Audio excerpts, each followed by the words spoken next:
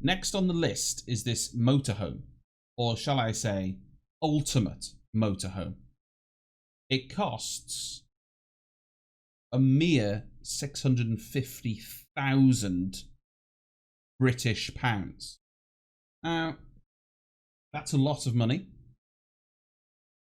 I was at RC Motorhomes last crazy year amount of looking money. at one of their new Let's see. motorhomes, and they had the biggest, most expensive motorhome they've ever built actually in build. Now these things take about a year to build, and I said to Richard, please let me have a look at that when we finished it, and good as his word, he's called me up and said, it's all done, come and see it. So I'm going to give you a full tour of this. It's a very, very special vehicle. That's actually a truck. That's actually a truck, not a bus. So I better correct myself.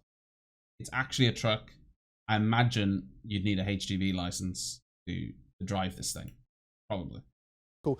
We're going to look at the inside, the outside, and I'm going to show you a very Is it a Volvo by the looks of things? Special surprise right at the end. So stick with me, come and see this, because it is magnificent. So we'll head inside first of all. Oof. So the big news in here is just how much space you get. This is the main saloon area, or the lounge area. A beautiful living room. This vehicle has 4 slide outs. Now slide outs are these things on the side. This whole section here, when you're motoring the vehicle, it slides in. When you're stationary. So the wall is basically here, and this all moves in. But when you're stopped, you can power that out. It's all hydraulic. Okay. And you've got this much extra space in here. You've got a lot more room. And that really does increase the volume in here massively. That's really impressive.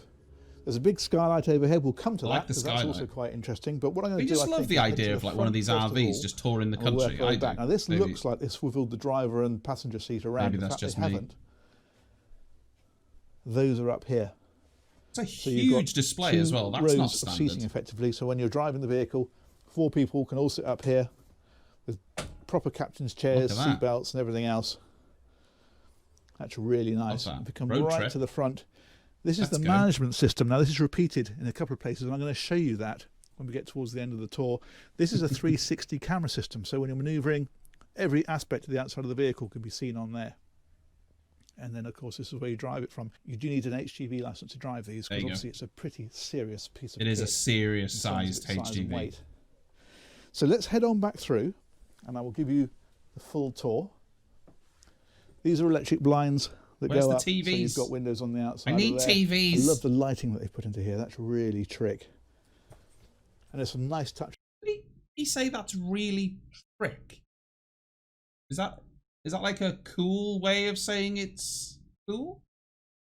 Or is that terminology I just don't understand as a poor person? That go up, so you've got windows on the outside of there. I love the lighting that they put into here. That's really trick. And there's some nice touches as well. Like, for example, you see where it's got the RC logo on here. If I drop my phone onto there, it charges it. Wow. That's rather cunning. All the 240... That's rather cunning. Cunning. All the 240 volt sockets have also got USBs in. You can see that just there. And if we head on back a little bit further, this is the kitchen area, or the galley. I mean, for an RV, it's a pretty big kitchen. Moves right out and gives a load more space in here. Again, you can use this when the slide out is in, because you still have plenty of floor space. But you can see how this would move across to here, for example. The whole thing just comes in a little bit. It's got a full very well oven, equipped. it's got a hob. This is a cooker tap, so it's hot and cold, but also boiling water. You can make a cup of tea straight from that. Your sink is underneath it. There's a bin over here. Again, tons of storage about the place. A Miele induction hob, and there's a Miele oven on that side, and even a dishwasher. What? And then there's a dishwasher on the RV. That's... Now if we head on back again, that's something this else. door will take us through to the bathroom. So toilet on that side. You've got an infinity sink. Huge sink for an RV. Here is the shower, really good size. It's electrically controlled from here.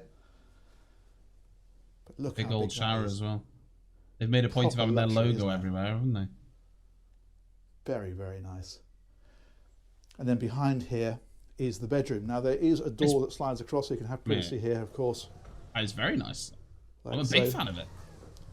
This again benefits from one of those slide outs. So this huge bedroom, again, this is an RV. Moves out when you're parked. And that's what gives you so much space in here. It's absolutely huge. For a motorhome, it's incredible. This is all storage along here. There's a little dressing table area just here. And then this is very substantial. Illuminated wardrobe. And just tons of storage. Everything clicks in and out, obviously, when you're moving.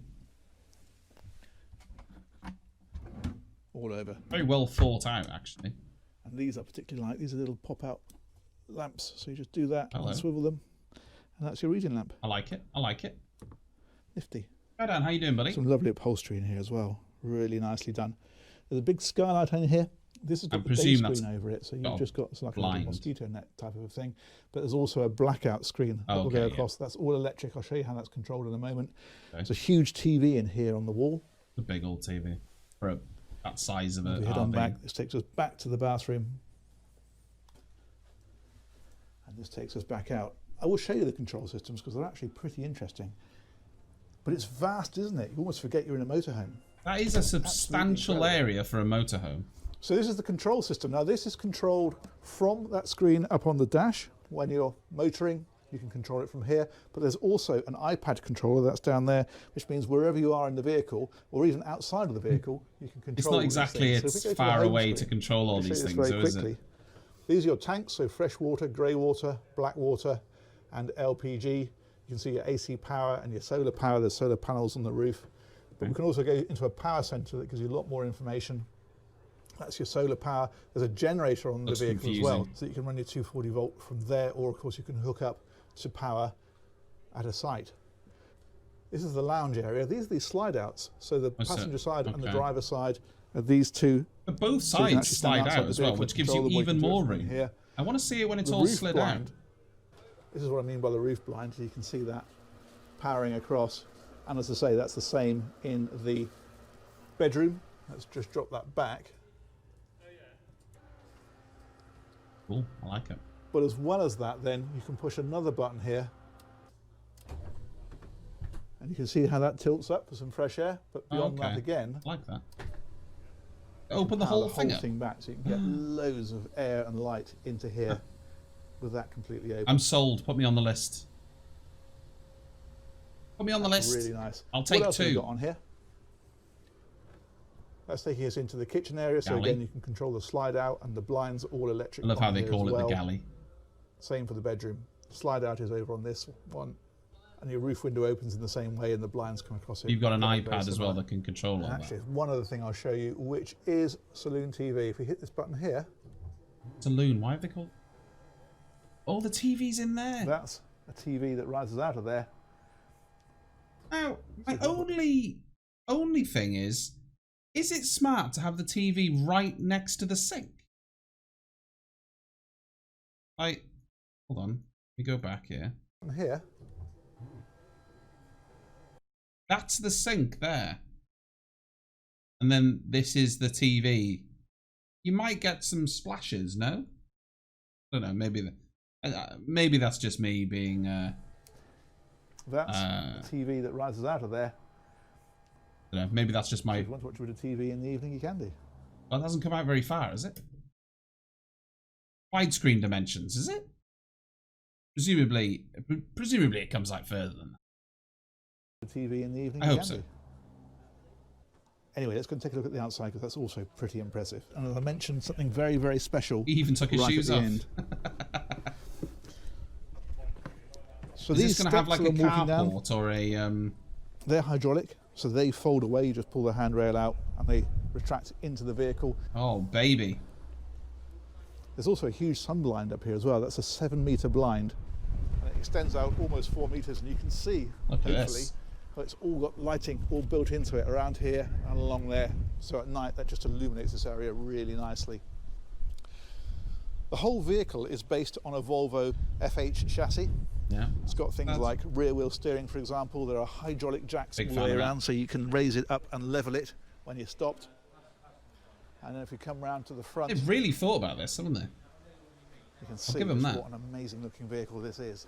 It's got a 540 horsepower turbo diesel engine. Design. It's a new design Volvo. So it's got plenty of power to move this around. It's quite a machine, isn't it? Let's come on around this side. The base one of these is probably... So now you can see the slide outs. 1, 2, 3 down this side. These are big storage areas in behind here, so you can get things out of the way without bringing them into the vehicle if you want to. Why does that front wheel look so small? And that does look... Why does that front wheel look so tiny? Rather impressive. You get a real sense of the size of it from here. But the thing I most wanted to show you, that's round to the back. Come and check this out. It is huge. It's going to be a scooter or something, is there? This is the garage. Yep, you can actually park a car in here. This is an aerial atom. Oh my god, they've got an aerial atom in the rear. Underneath here, there's also a winch, so that you can winch it in and out, and side access as well, so you can get to the vehicle easily. And this means that when you get to where you're going, you can park up, drop your aerial atom out, and go and have some fun. No. That's incredible. Absolutely incredible. That's insane. So there it is, the RC12M. Huge thanks to Richard Churchill of RC Motorhomes for sorting out that tour for me, and huge thanks to you guys for watching it. We look forward to catching you on some more. Now, can I say something here? That RV cost £650,000. Now, they were all in agreement that it looks fantastic, okay? However, the sort of people that have the money to buy that, are they also the sort of people that want to do all that themselves and go on motorhome holidays around the UK? You know? Or are they the sort of people that want to just pay for a ridiculous, you know, yacht or something like that and have people do it for them? I don't know. I'm not judging people. I personally love the idea of a motorhome, but I'd say 650,000 is out of most people's reach, even for a bloody house, let alone a motorhome.